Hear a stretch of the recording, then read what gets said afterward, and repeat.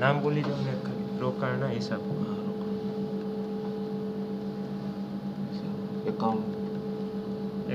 Accounting 5 okay ચાલુ થઈ ગયું.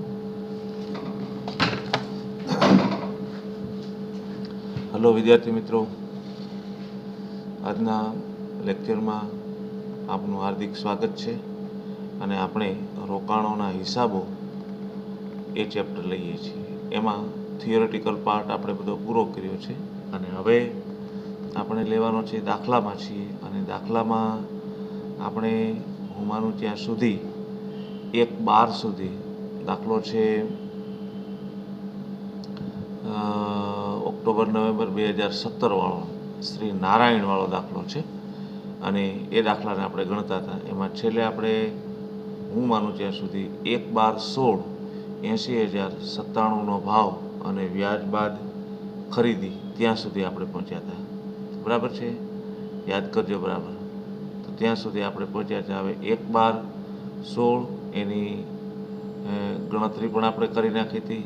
અને 1-12-16ની ગણતરી જો અહીંયા છે. આ 1-12-16 વ્યાજ બાદ ખરીદી 100 એ 97, 80,000 એ પ્રશ્નાર્થ, 80,000 × 97 ભાગ્યા 100 એટલે 77,600 ખરીદ કિંમત. પછી બી 77,600 એને ગુણ્યા 1% એટલે 776 દલાલી થાય. કારણ કે બજાર કિંમત ઉપર કીધી છે એટલે ખરીદ કિંમત કે વેચાણ કિંમત જે આવે એની દલાલી એ તમારે ગણવાની થાય. અને સી 30/6/16 થી 1-12-16 ભૂતકાળનું વ્યાજ ગણવાનું. આપણે 1-12-16 બેઠા હોય તો છેલ્લું વ્યાજ ક્યારે ચૂકવવાનું હોય તો 30/6, કારણ કે વ્યાજની તારીખો 2 આપી છે, 30/6 અને 31/12. તો 1-12 બેઠા હોય ત્યારે છેલ્લું વ્યાજ 30/6 એ ચૂકવવાનું હોય, 31/12 આવવાની બાકી છે. તો 30/6 થી 1-12 એટલે 5 માસ થાય.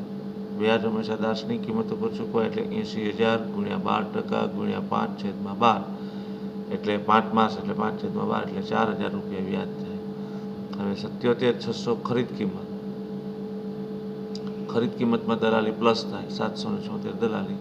બીજું વ્યાજ બાદ શબ્દ છે એટલા માટે વ્યાજ ગણવાનું ખરું પણ એની કોઈ અસર નહીં આપવાની. જો સહિત હોય તો ખાલી બાદ જ કરવાનું, બાકી કોઈ અસર નહીં આપવાની. તો પ્લસ કરતાં 78,376 એ મૂડી કિંમત થાય. બરાબર. હવે એ મૂડી કિંમત થાય તો જો અહીંયા આપી 1-12-16 બેંક ખાતે કૌંસમાં ₹97ના ભાવે વ્યાજ બાદ ખરીદી. તો દાર્શનિક કિંમતમાં 80,000, વ્યાજ આવ્યું તો 4,000 ગણ્યું છે અને મૂડી કિંમત 78,376 એમ કહેવાનો છે. તો ત્યાં સુધી આપણે પહોંચ્યા હતા. બરાબર. હવે 1-12 થી તમે 1-3 પહોંચો તો વચ્ચે શું આવે તો કે 31/12 વ્યાજ તારીખ આવે. શું આવે? 31/12 વ્યાજ તારીખ. 31/12 વ્યાજ તારીખ. હવે આ વ્યાજ તારીખ જે ગણવાની થાય એ વ્યાજ તારીખ જો 31/12 વ્યાજ તારીખ, તો આ વ્યાજ તારીખ 31/12 વ્યાજ તારીખ આવી ગયું. હવે એને બરાબર સમજો. પહેલો દાખલો છે ને એટલે તમને ક્લેરિટી બરાબર થઈ જવી જોઈએ. હવે હંમેશા વ્યાજ છે ને એ ભૂતકાળના સમયગાળાનું ગણવાનું થાય. તો છેલ્લે વ્યાજ ચૂકવવાની તારીખથી વ્યાજની તારીખ અથવા તો છેલ્લે વ્યાજ ચૂકવવાની તારીખથી ખરીદ કે વેચાણના વ્યવહારની તારીખ સુધીનું વ્યાજ આપણે બધામાં ગણ્યું છે.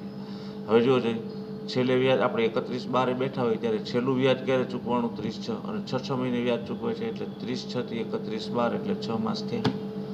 હવે આ 6 માસ દરમિયાન શરૂની 30/6 જેના ઉપર વ્યાજ ગણ્યું હોય ત્યાંથી લઈ અને 31/12 સુધીમાં જેટલી ખરીદી થઈ હોય એટલી પ્લસ થાય અને વેચાણ થયું હોય ને એટલું માઇનસ થાય. હવે બરાબર સમજો.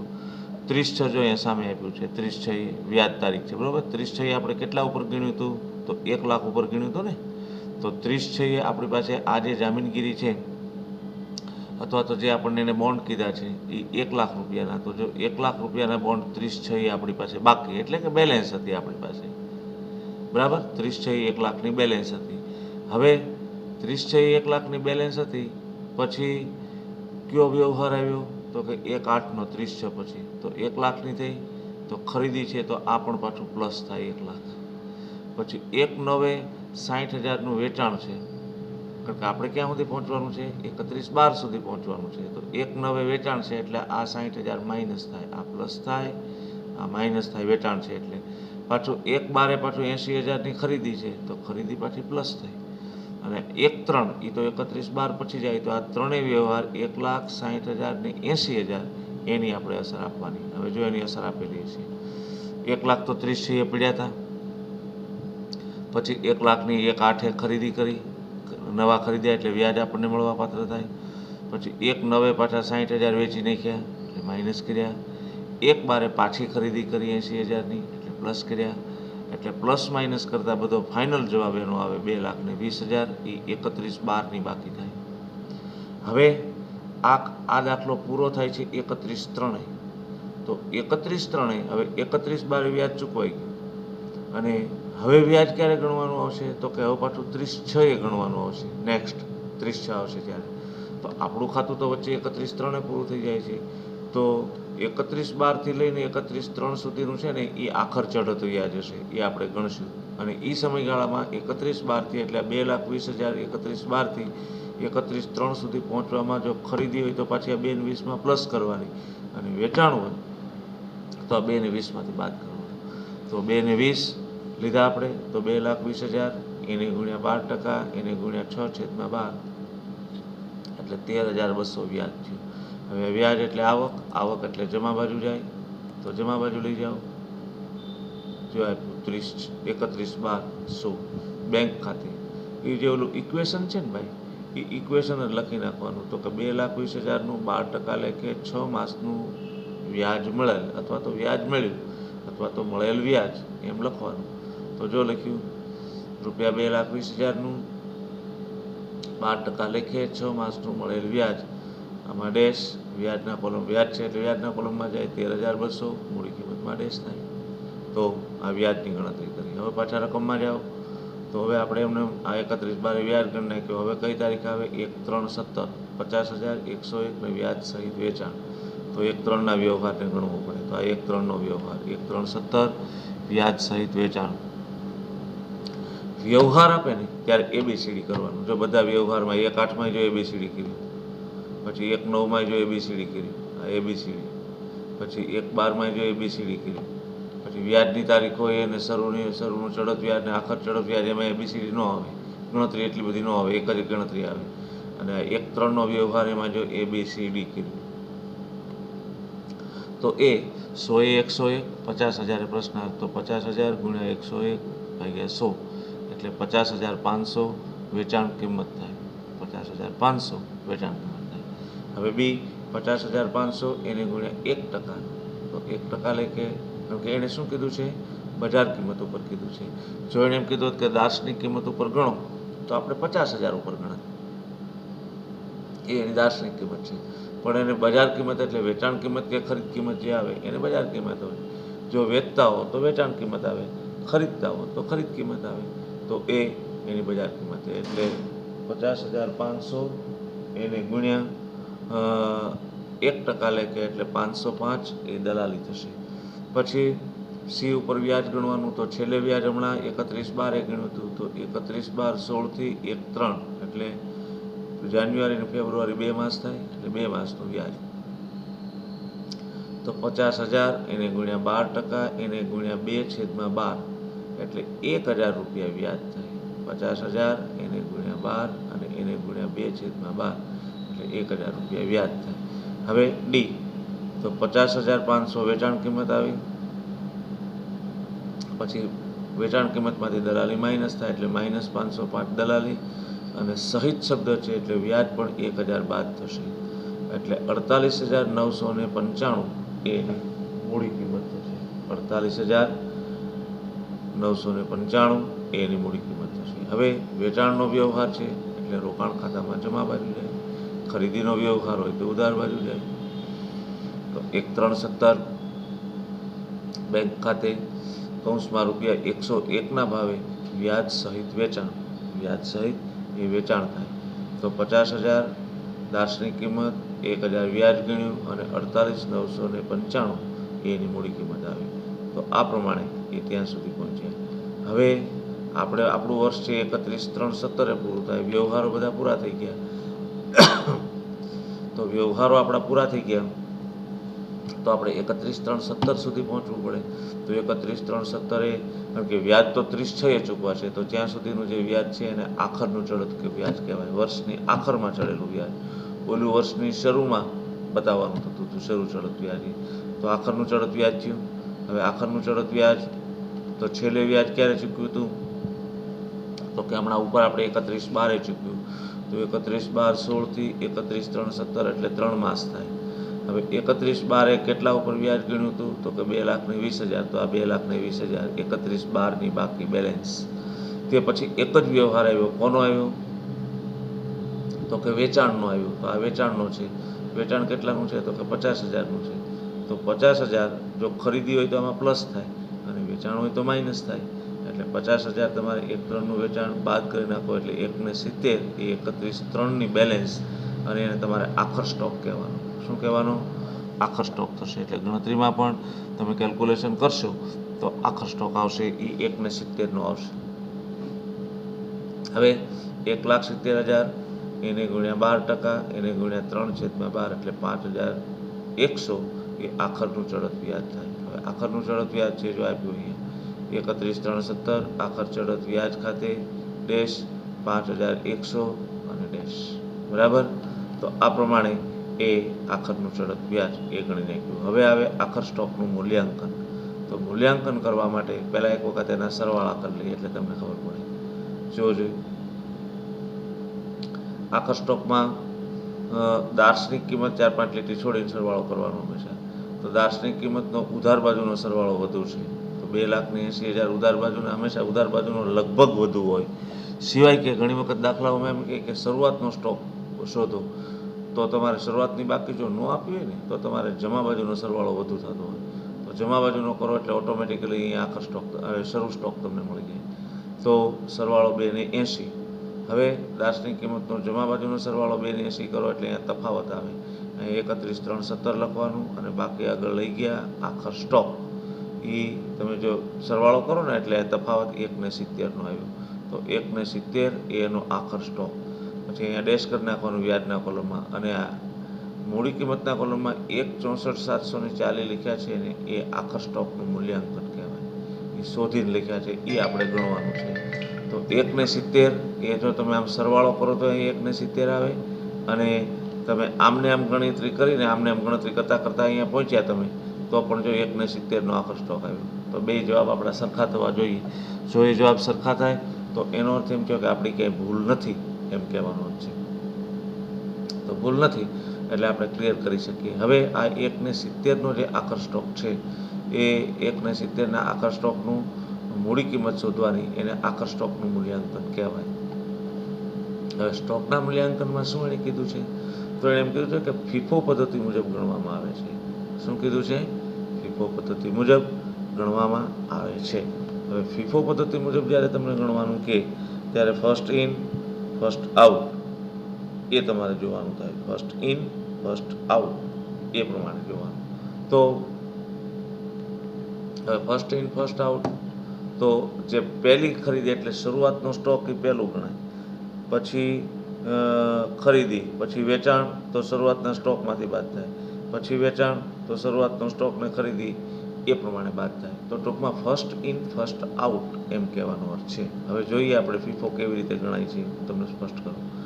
જો 31/3/17 આખા સ્ટોક મૂલ્યાંકન ફીફો એટલે તમે સમજી જાઓ. લીફો હોય તો પાછું બદલે. એ એકાદ દાખલો આવશે ત્યારે હું તમને સ્પષ્ટ કરીશ એટલે ઓટોમેટિકલી તમને સમજાઈ જશે. અત્યારે જો હું સમજાવીશ તો એ તમારા મગજમાં, કારણ કે ફીફો પહેલાં એક વખત ક્લિયર કરી લઈએ એટલે આપણને ખબર પડે. હવે સમજ્યું, શરૂઆતનો સ્ટોક કેટલાનો હતો? તો રકમમાં જુઓ, 1,00,000નો હતો. 1,00,000ના 12%ના ઓઇલ બોન્ડ હતા તો 1,00,000નો હતો. બરાબર છે. હવે 1,00,000નો હતો તો એ શરૂઆતનો સ્ટોક છે. તો જુઓ જોઈએ, આ 1,00,000 શરૂઆતનો સ્ટોક. બરાબર. પછી 1/8 પાછી ખરીદી કરી 1,00,000ની, એટલે પાછી ખરીદી એટલે બાદનો તો પ્રશ્ન જ નથી. આ 1,00,000ની ખરીદી પાછી જુદી બતાવવાની, સરવાળો નહીં કરવાનો. બધી ખરીદીના ભાવ અલગ અલગ છે એટલે 1 લાખની નીચે 1 લાખ બતાવ્યા, પાછી ખરીદી આવે તો એની નીચે જ બતાવતું જવાનું અથવા તો એમ આગળ વધતું જવાનું. હવે 1 લાખની ખરીદી આવી ગઈ. હવે પછી શું આવ્યું તો કે 1,60,000નું વેચાણ આવ્યું. વેચાણ આવ્યું એટલે ખરીદીમાંથી ઓછું થાય. હવે ફીફો છે એટલે શું કરશો તમે તો કે આ 1 લાખનો જે શરૂ સ્ટોક હતો ને એમાંથી 60,000 બાદ થાય, કારણ કે કઈ પદ્ધતિ છે? ફીફો પદ્ધતિ છે. પણ જો એણે લીફો કીધું હોત તો આ 60,000 છે એ શરૂઆતના સ્ટોકમાંથી બાદ ન થાત, પણ આ 1 લાખની જે પછીની ખરીદી છે ને, લાસ્ટ ઇન, એટલે આ તો શરૂઆતનો સ્ટોક છે, પછી 1 લાખની ખરીદી એટલે લાસ્ટ ઇન થયું, અને પછી વેચાણ છે 60,000નું, તો આ 1 લાખમાંથી 60,000 બાદ થાય, કારણ કે બેયના ભાવ અલગ અલગ હોય. તો અહીંયા એની આ જે મૂડી કિંમત છે ને એ જુદા જુદા પ્રકારની આવે. એટલે ફીફો કીધું હોય તો ફીફો પ્રમાણે ચાલવાનું, અને લીફો કીધું હોય તો લીફો પ્રમાણે ચાલવાનું. તો ફીફો છે એટલે પહેલાંમાંથી 60 જાય, 60 જાય એટલે 40,000 રહ્યા. આ 1 લાખને તમે આગળ લાવો એટલે 1 લાખ અહીંયા આગળ લાવી લીધા, પછી પાછા ભેગું રહેવાનું, આ બધું આગળની બાકીઓને આગળ લાવવાની. 1 લાખમાંથી 60 ગયા એટલે 40,000, 1 લાખમાંથી 1 લાખના 1 લાખ આગળ લાવ્યા, બરાબર. તો હવે પાછા જોઈએ શું કહે છે. પછી 80,000ની પાછી ખરીદી આવી. જો આ 60,000 બાદ કરીને કે 80,000ની ખરીદી આવી. હવે 80,000ની ખરીદી આવી એટલે શું કર્યું? 80,000 પાછા જુદા બતાવ્યા. જો પાછું અહીંયા નહીં જવાનું, અહીંયા ભેગું રહેવાનું. તો 80,000 અહીંયા બતાવી દીધા. તો 40 આમાંથી રહ્યા, 1 લાખ આને અહીંયા આગળ લાવ્યા અને 80,000ની ખરીદી આવી. હવે પાછા જુઓ કે 50,000નું વેચાણ છે, બરાબર છે. હવે 50,000નું સમજ્યા વેચાણ, આ ખરીદી બતાવી દીધી 80. હવે 1,50,000ની ખરીદી વેચાણ છે, તો વેચાણ એ તમારે પાછું કેવી રીતે બાદ કરવાનું? હવે 50,000નું વેચાણ છે અને આપણી ફીફો પદ્ધતિ છે, બરાબર. હવે જો લીફો કીધી હોત તો શું થાત? તો 80માંથી 50ને બાદ કરત, કારણ કે 80 પછીનું વેચાણ છે ને, તો લાસ્ટ ઇન કોણ થયું? 80 થયું, એમાંથી 50 બાદ થાય. પણ આપણને તો ફીફો કીધું છે એટલે તમારે પહેલાંમાંથી બાદ કરવાના. તો 40માંથી 40 બાદ કરી નાખો. 40માંથી 50 બાદ કરો તો માઇનસ લાવો એવું નહીં, પણ જેટલા હોય એટલા બાદ કરો. તો 40માંથી 40 તમે બાદ કરો તો એ બાકી શૂન્ય થઈ ગઈ, બરાબર, કાંઈ વધ્યું નહીં એમાંથી. હવે આપણે 50 બાદ કરવાના હતા, એમાંથી 40 બાદ કરીને નાખ્યા, તો હવે બાકી કેટલા રહ્યા? 10 રહ્યા. તો એ 10 તમારે 1 લાખમાંથી બાદ કરવાના. ફીફો છે એટલા માટે ક્રમમાં ઉપરથી જ લેતું જવાનું થાય. તો 1 લાખમાંથી 10 જાય એટલે 90 આવ્યા અને 80ને પાછા આગળ લાવ્યા. પછી જો પછી કોઈ વ્યવહાર નથી, બરાબર. આ 50 છેલ્લો વ્યવહાર હતો. તો હવે એનો સરવાળો તમે કરો તો 90,000 અને 80,000, તો 1,70 આવી ગયો આખર સ્ટોક. હવે આ 1,70 એ આપણો આખર સ્ટોક, આ એ આખર સ્ટોક 70. હવે પ્રશ્ન એ છે કે આ 90 જે વિધ્યા એ શેમાંથી વિધ્યા? આ 1 લાખની જે ખરીદી હતી ને એમાંથી વિધ્યા છે. અને 80 છે એમાંથી 1 રૂપિયો બાદ થયો નથી, 80 એમને એમ રહ્યા. તો આ 90 આમાંથી રહ્યા અને 80 આમાંથી રહ્યા. હવે શું ગણવાનું જોજો? આ 1 લાખમાંથી આ 1 લાખની દાર્શનિક કિંમત કેટલી હતી? તો 1 લાખની ખરીદી જોવો જોઈએ, અથવા ખાતામાં જાવ તોય હાલે. આ 1 લાખની ખરીદી, આ 1 લાખ તો શરૂઆતનો સ્ટોક હતો, આ 1 લાખની ખરીદી હતી. આ 1 લાખમાંથી 90 રહ્યા ને, તો 1 લાખની મૂડી કિંમત કેટલી હતી? 95,960. તો 1 લાખે 95,960 મૂડી કિંમત હોય તો એમાંથી રહ્યા કેટલા? એમાંથી રહ્યા કેટલા? આપણી પાસે 90 રહ્યા ને, તો 90 એ પ્રશ્નાર્થ. તો 95,960 એને ગુણ્યા 90,000 ભાગ્યા 1 લાખ એટલે 86,364 થાય. જો કેમ ગણ્યું બરાબર જોજો. 86,364 એ લાખે 95,960 થાય, તો 90 એ કેટલા? તો 86,364 થાય. પછી 80,000, તો 80,000 એ 80,000માંથી 1 પણ રૂપિયો બાદ થયો નથી. 80,000માંથી 1 પણ રૂપિયો બાદ થયો નથી. હવે 80,000માંથી 1 પણ રૂપિયો બાદ ન થયો તો 80,000ની મૂડી કિંમત કેટલી છે જુઓ જોઈએ. આ 80,000 એની મૂડી કિંમત છે 78,376, કારણ કે આપણે મૂડી કિંમત શોધવી છે. આખા સ્ટોકનું મૂલ્યાંકન એટલે મૂડી કિંમત. તો 1 લાખમાંથી વધ્યા છે એટલે આના આધારે શોધી. 80,000માંથી 1 પણ રૂપિયો ઓછો થયો નથી, 80,000 પૂરેપૂરા છે એટલે 78,376. તો આ 78,376 આવ્યા. એ બેનો તમે સરવાળો કરો એટલે 1,64,740 થાય. 1,64,740 એ આખર સ્ટોકનું મૂલ્યાંકન થાય. હવે આખર સ્ટોકનું મૂલ્યાંકન એટલે જો લખ્યું 1,64,740 બરાબર. તો ફીફો પદ્ધતિ મુજબ એ આ પ્રમાણે ગણવા પાત્ર થાય. તો હવે આપણે શું કર્યું હતું, આ બધી વિગતો જો 1,70 રાઉન્ડ કરીને તમે પરીક્ષામાં બતાવો, 1,64 તમારા શોધેલા છે એટલે રાઉન્ડ કરીને બતાવો. પછી અહીંયા વ્યાજ ડિવિડન્ડ શોધો એ પણ રાઉન્ડ કરીને બતાવો, નફો કે ખોટ આવે એ પણ રાઉન્ડ કરીને બતાવવાના. જેટલી વિગતો તમે ખાતા દ્વારા અથવા તો જે આંકડાના કોલમ છે એના દ્વારા જે વિગતો શોધવાની થાય એ વિગતોને એ તમારે ખાસ કરીને જોતી જવાની, એટલે એ તમે સારી રીતે એને ક્લિયર કરી શકો એમ કહેવાનો અર્થ છે. તો હવે પહેલું કોલમ દાર્શનિક કિંમતવાળું આવી ગયું. હવે આવે વ્યાજવાળો કોલમ. તો વ્યાજના કોલમનો હંમેશા જમા બાજુનો સરવાળો વધુ હોય, કારણ કે વ્યાજ એ આવક છે, એટલે આવકની બાકી જમા હોય, એટલે તમારે જમા બાજુનો જ સરવાળો એ વધુ આપવા પાત્ર થાય એમ કહેવાનો અર્થ છે. તો જમા બાજુનો સરવાળો વધુ થતો હોય તો જમા બાજુનો સરવાળો થાય છે 26,500. એ 26,500 તમે અહીંયા લખી નાખો, એટલે આનો તમે સરવાળો કરતા અહીંયા બાકી રહે 18,500. તો અહીંયા બે બાજુ ડેશ કરી નાખો, કારણ કે વ્યાજના કોલમનો આપણે ધ્યાનમાં લઈએ છીએ એટલે એની કોઈ વિગત આવે નહીં. હવે આ બધી આપણે ગણતરી કરીએ છીએ 31,317 એટલે વ્યાજ અને ડિવિડન્ડ ખાતે એમ લખી નાખવાનું, અને 18,500 એની બાકી આવે. હવે આવે મૂડી કિંમતનો સરવાળો. તો મૂડી કિંમતનો જો આમાં દાર્શનિક કિંમતમાં ઉધાર બાજુનો સરવાળો વધુ હોય, વ્યાજના કોલમમાં જમા બાજુનો સરવાળો વધુ હોય, પણ મૂડી કિંમતના કોલમમાં એવું છે ને કે ઉધાર બાજુનો સરવાળો પણ વધુ હોય અને જમા બાજુનો સરવાળો પણ વધુ હોય. એટલે તમારે બેયને સરખાવવા પડે. બેયને સરખાવો પછી ખબર પડે કે કઈ બાજુનો સરવાળો વધુ છે, એટલે બે સરવાળા તમારે કરવા પડે.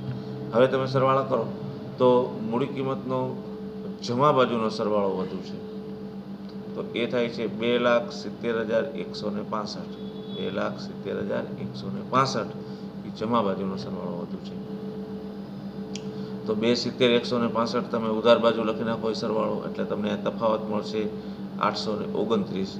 એ થશે 31,317 નનું ખાતે અને કૌંસમાં નફો. 31,317 નનું ખાતે કૌંસમાં નફો. તો તફાવત આવે છે 829. એને રાઉન્ડ કરી નાખો અને બે બાજુ ડેશ કરી નાખો. હવે ઘણી વખત એવું થાય કે મૂડી કિંમતનો જો અહીંયા ઉધાર બાજુનો સરવાળો હોય તો તમારે જમા બાજુ લખવું પડે. તો જમા બાજુ જો તફાવત આવતો હોય તો નફા નુકસાન ખાતે અને કૌંસમાં ખોટ એમ લખવા પાત્ર થાય. તો આ આખું ખાતું, આખી એની ગણતરી અને એ ગણતરી જોઈ અને તમારે કરવાનું થાય. હવે દાખલામાં ઘણી વખત એની આમ નોંધ પૂછે, બહુ ઓછી પૂછે છે પણ ક્યારેક પૂછે પણ ખરા. તો આ જેટલા વ્યવહારોને તમે ખાતામાં અસર આપીને એ બધાયની તમારે આમ નોંધ લખવી પડે. બધાયની એ તમારે આમ નોંધ લખવી પડે. શરૂ સ્ટોક નહીં થાય, શરૂ ચડત વ્યાજ થાય, ખરીદી, વ્યાજ ડિવિડન્ડ, નફો, પછી આ બેંક ખાતે વ્યાજ મળ્યું 6,000, પાછું આ વેચાણ, આખર ચડત વ્યાજ અને આખર સ્ટોક, આ બધાયની એન્ટ્રી એ તમારે આમ નોંધના સ્વરૂપમાં આપવી પડે. પણ એના તારીખના ક્રમમાં આપવાની, આડાવળી નહીં આપવાની. તારીખનો જે ક્રમ આવતો હોય, દાખલા તરીકે 1/4 એ પહેલાં આવે, પછી 30/6 આવે, પછી 1/8 આવે, પછી 1/9 આવે, પછી 1/12 આવે, પછી 31/12 આવે, પછી 1/3 આવે, પછી આખર ચડત વ્યાજ 31/3 આવે, આ 31/3 આવે, આ 31/3 આવે, અને નફો છે 31/3નો. આ ક્રમમાં, એટલે તારીખનો ક્રમ આડાવડો નહીં કરવાનો, અને એ ક્રમમાં એની બધી આમ નોંધો એ આપણે લખવા પાત્ર થાય એમ કહેવાનો છે. હવે આમ નોંધ જોઈએ ભાઈ, જોઈએ. શ્રી નારાયણના ચોપડામાં આમ નોંધ સૌરાષ્ટ્ર યુનિવર્સિટી ઓક્ટોબર-નવેમ્બર 2017. હવે 1/4/16 શરૂ સ્ટોક. હવે આમ નોંધ જ્યારે લખો ત્યારે હંમેશા બે જ વસ્તુ ધ્યાનમાં રાખવાની. હવે તમને એનો નિયમ સમજાવી દઉં કે આમ નોંધ લખતી વખતે આપણી પાસે રકમના 3 કોલમ છે: દાર્શનિક કિંમત, વ્યાજ, મૂડી કિંમત. ઉધાર બાજુ દાર્શનિક કિંમત, વ્યાજ, મૂડી કિંમત, જમા બાજુ. હવે તમે જ્યારે આમ નોંધ લખો ત્યારે દાર્શનિક કિંમતનું ઉધાર બાજુનું કોલમ અને દાર્શનિક કિંમતનું જમા બાજુનું કોલમ એ તમારે ધ્યાનમાં લેવાનું નથી. હંમેશા વ્યાજ અને મૂડી કિંમતની જ એન્ટ્રી એ તમારે આમ નોંધમાં આપવાની થાય છે. આ વસ્તુ યાદ રાખવાની. દાર્શનિક કિંમત ઉધાર બાજુ અને દાર્શનિક કિંમત જમા બાજુ એની કોઈ પણ અસર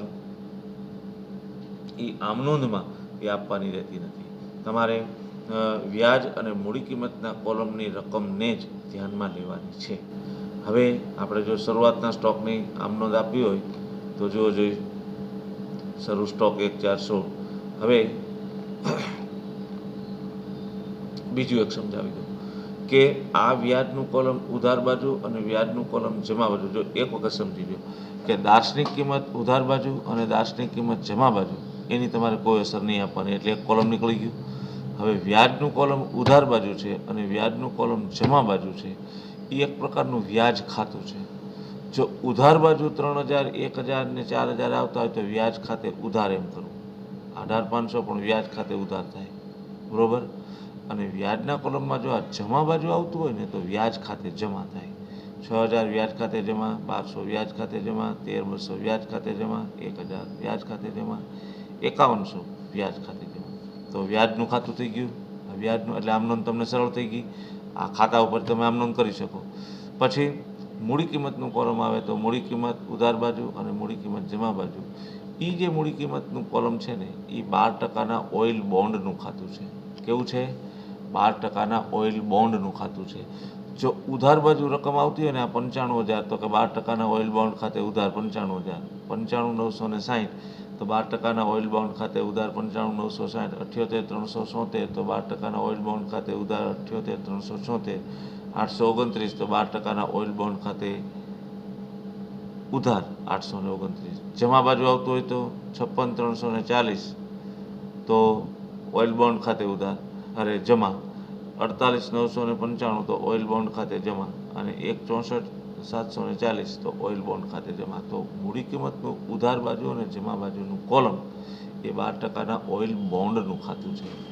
ઉધાર બાજુ જો રકમ આવતી હોય તો 12%ના ઓઇલ બોન્ડ ખાતે ઉધાર કરવી અને જમા બાજુ જો આવતું હોય તો 12%ના ઓઇલ બોન્ડ ખાતે જમા કરવું. હવે આપણે આમ નોંધમાં જઈએ. આ બધા મેં તમને નિયમો કહી દીધા. હવે 1416 શરૂ સ્ટોક થયો. હવે જો 1 લાખને તો આને કોઈ ધ્યાનમાં લેવાના નથી. 95000 એક જ છે તો 95000 તો 95000ને જ આપણે ધ્યાનમાં લેવાના. હવે મૂડી કિંમતના કોલમમાં ઉધાર બાજુ છે એટલે 12%ના ઓઇલ બોન્ડ ખાતે ઉધાર તો 95000 12%ના ઓઇલ બોન્ડ ખાતે ઉધાર. હવે આ ચાલુ વર્ષનો શરૂનો સ્ટોક છે તો લાસ્ટ યર એટલે ગયા વર્ષનો જે 31/3/16 જે વર્ષ પૂરું થયું હશે એના માટેનો એ આખર સ્ટોક હશે. એટલે ગયા વર્ષનો આખર સ્ટોક હતો એ ચાલુ વર્ષનો શરૂ સ્ટોક છે તો તે ગયા વર્ષના આખર સ્ટોક ખાતે, કારણ કે એ સ્ટોક ગયા વર્ષનો આખર સ્ટોક છે ને એ ઘટી ગયો કહેવાય. સ્ટોક વધે તો ઉધાર થાય અને ઘટે તો જમા થાય. એટલે 95000ની જ એન્ટ્રી આપવાની. તો જો લખ્યું એને શું લખ્યું? 12%ના ઓઇલ બોન્ડ ખાતે ઉધાર 95000 તે ગયા વર્ષના આખર સ્ટોક ખાતે 95000. બાબત જે ગયા વર્ષનો આખો સ્ટોક ચાલુ વર્ષે શરૂના સ્ટોક તરીકે લાવ્યા તેના, એટલે ગયા વર્ષનો આખો સ્ટોક હતો એ ચાલુ વર્ષે શરૂના સ્ટોક તરીકે લાવ્યા.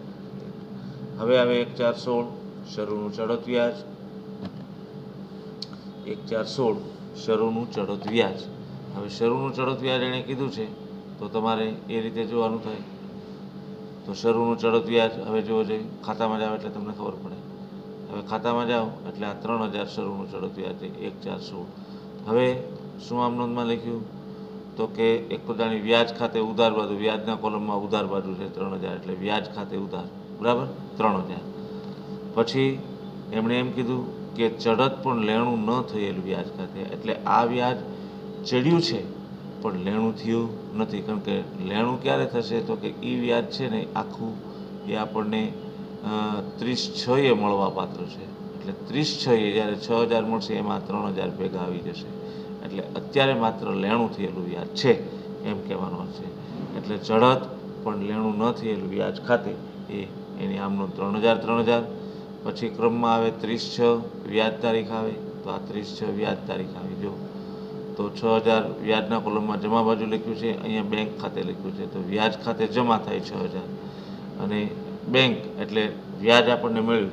વ્યાજ એ આવક છે, આવક એટલે વ્યાજ ખાતે જમા થાય અને ચેક આપણને મળે એટલે આવે એટલે ઉધાર થાય. એટલે બેંક ખાતે ઉધાર તે વ્યાજ ખાતે. આના ઉપરથી જ આમ નોંધ થઈ જાય. બેંક ખાતે ઉધાર તે વ્યાજ ખાતે. જોવું જોઈએ શું કીધું? બેંક ખાતે ઉધાર તે વ્યાજ ખાતે 6,000 બાબતે રૂપિયા 1,00,000ના બોન્ડ પર 12% લેખે 6 માસનું વ્યાજ મેળવ્યું ત્યારે તો આવી ગયું એ. પછી આવે કોણ? તો આવે 1,8 આવે, બરોબર. શું આવે છે? 1,8 30,000નું વ્યાજ આવી ગયું. હવે આવે 1,8. તો 1,8 જે આવે છે એ 1,8ની અંદર જોવો જોઈએ, ખાતામાં જ આવે એટલે ખ્યાલ આવી જાય. આ 1,8 ઉધાર બાજુ દાર્શનિક કિંમતો ધ્યાનમાં લેવાની નથી. મૂડી કિંમત અને વ્યાજ બે ઉધાર બાજુ છે, એટલે જે મોટી રકમ પહેલાં લખાય. મૂડી કિંમત ઉધાર બાજુ છે એટલે 12%ના ઓઇલ બોન્ડ ખાતે ઉધાર 95,360, વ્યાજ ખાતે ઉધાર 1,000. તે સમજો. હવે આ બે રકમ છે એ તમે ખરીદ્યા છે એટલે અહીંયા સામે જો બેંક ખાતે લખ્યું છે એટલે તમે ચેક એને આપ્યો હોય, ચેક તમે આપો એટલે ચેક જાય એટલે તે બેંક ખાતે જમા. એટલે 12%ના ઓઇલ બોન્ડ ખાતે ઉધાર 95,960, વ્યાજ ખાતે ઉધાર 1,000 એટલે 96,960 એ બેંક ખાતે થાય. એ બેનો સરવાળો થાય. જો આમનું આ આવે આમનું 12%ના ઓઇલ બોન્ડ ખાતે ઉધાર 95,960, વ્યાજ ખાતે ઉધાર 1,000 તે બેંક ખાતે બેનો સરવાળો એટલે 96,960. પછી બાબત જે 1,00,000ના બોન્ડ રૂપિયા 95ના ભાવે વ્યાજ બાદ વેચી 1% લેખે દલાલી ચૂકવી તેના તો એ 1,9નો વ્યવહાર આવી ગયો. પછી પાછા જુઓ જોઈએ 1 મિનિટ 1,9 પછી તો આ 1,8નો વ્યવહાર આવી ગયો. હવે આવે 1,9નો વ્યવહાર આવે તો હાલો 1,9ના વ્યવહારમાં જાઓ તો 1,9નો વ્યવહાર ક્યાં છે? આ 1,9નો વ્યવહાર. હવે 1,9ના વ્યવહારમાં ખાતામાં એન્ટ્રી આપી છે. જો હવે 1,9નો વ્યવહાર જો અહીંયા લખ્યો, બેંક ખાતે 60,1200 અને 56,340. તો આપણે દાર્શનિક કિંમતનું કોલમ તો ધ્યાનમાં લેતા નથી, વ્યાજનું કોલમ અને મૂડી કિંમતનું કોલમ જ ધ્યાનમાં લઈએ છીએ. તો આપણે લખી શકાય. જો હવે આ જમા બાજુ છે તો વ્યાજ ખાતે જમા 1200 થયા, અથવા તમે આને પણ કહો તો મૂડી કિંમતનું કોલમ છે એને 12% ઓઇલ બોન્ડનું ખાતું કહીએ છીએ. તો 12%ના ઓઇલ બોન્ડ ખાતે જમા, કારણ કે જમા બાજુ લખ્યું છે જમા થશે 56,340, અને વ્યાજ ખાતે જમા બાજુ લખ્યું છે એટલે વ્યાજ ખાતે પણ જમા થશે. એટલે આ બે રકમ જમા થશે. તો 56,430 અને 1200 એટલે 57,630 થાય. હવે 57,630 આ બે જમા થયા એટલે ઉધાર બેંક ખાતે 57,630 એ ઉધાર થશે. શું કામ ઉધાર થશે? તો કે આ વેચી નાખ્યા છે. તો વેચી નાખ્યા છે એટલે આપણને પૈસા મળશે. આપણને મળશે આવે એટલે નાણાં મળશે એટલે ચેક આવશે એટલે આમનોંધના નિયમ પ્રમાણે આપણે એને ઉધાર કહીશું. એટલે ચેક આવે એટલે બેંક ખાતે ઉધાર. હવે આમનોંધમાં જાઓ, જો આમનોંધ શું કહે છે? 1,9. તો હવે તમને એમ થાય કે આ બેંક ખાતે ઉધાર પહેલી રકમ કેમ લખે? તો આ પહેલી રકમ કોઈ દી ન લખાય. શું કામ ન લખાય? કારણ કે આ જમા બાજુની રકમ આપણી પાસે છે એટલે આ બે પહેલાં લખાય અને પછી આ લખાય. પહેલાં તમે ગોતવા જાઓ તો કોઈ દી મળે જ નહીં. એટલે પહેલાં વ્યાજ ખાતે જમા એમ લખી નાખવાનું 1200, 12%ના ઓઇલ બોન્ડ ખાતે 56,340. આ બેનો સરવાળો એ બેંક ખાતે થાય 57,630. બાબત જે 60,000ના બોન્ડ રૂપિયા 95ના ભાવે વ્યાજ બાદ વેચી 1% લેખે દલાલી ચૂકવી તેના. તો એક મુદ્દો આવી ગયો. હવે આવે કોણ? તો હવે આવે છે 1,12. તો આ 1,12 આવ્યું. હવે 1,12 જો ઉધાર બાજુ છે તો ઉધાર બાજુ હોય તો વ્યાજ ખાતે ઉધાર 4,000, 12%ના ઓઇલ બોન્ડ ખાતે ઉધાર 78,376. હવે એ બેનો સરવાળો, કારણ કે આ ખરીદી છે એટલે ચેક જશે તો બેંક ખાતે જમા થશે. એટલે આ બેના ખાતે ઉધાર થશે અને બેંક ખાતે જમા થશે. તો 78ની અંદર 4 નાખો એટલે 82,376 એ બેંક ખાતે થશે. હાલો આમનોંધમાં જાઓ. હવે આમનોંધમાં તમે જાઓ એટલે જો આપ્યું છે 1,12 આ આપ્યું. વ્યાજ બાદ ખરીદી એટલે જો 12%ના ઓઇલ બોન્ડ ખાતે 78,376, વ્યાજ ખાતે ઉધાર 4,000. હવે ખરીદી છે એટલે પૈસા ચૂકવવા પડે એટલે ચેક જાય એટલે જમા. ચેક આવતો હોય તો ઉધાર કહીએ. તો બેંક ખાતે 82,376. તો 80,000ના બોન્ડ રૂપિયા 97ના ભાવે વ્યાજ બાદ ખરીદી 1% લેખે દલાલી ચૂકવી તેના. આ 1,12 આવી ગયું. બરાબર. હવે કોણ આવે? તો કે હવે આવે 31/12. તો ત્યાં સુધી વિગત બનાવ તો આવશે ને? છોડી તો સારું. તો પછી હું કરાવી નાખે. રહેવા દે. સારું ભાઈ, તો 31/12ની આમનોંધથી આપણે બાકી છે એ હું તમને નેક્સ્ટમાં આવીશ ત્યારે આમનોંધથી આપણે ભાઈ શરૂ કરીશું એમ કહેવાનું છે, બરાબર? પ્લીઝ.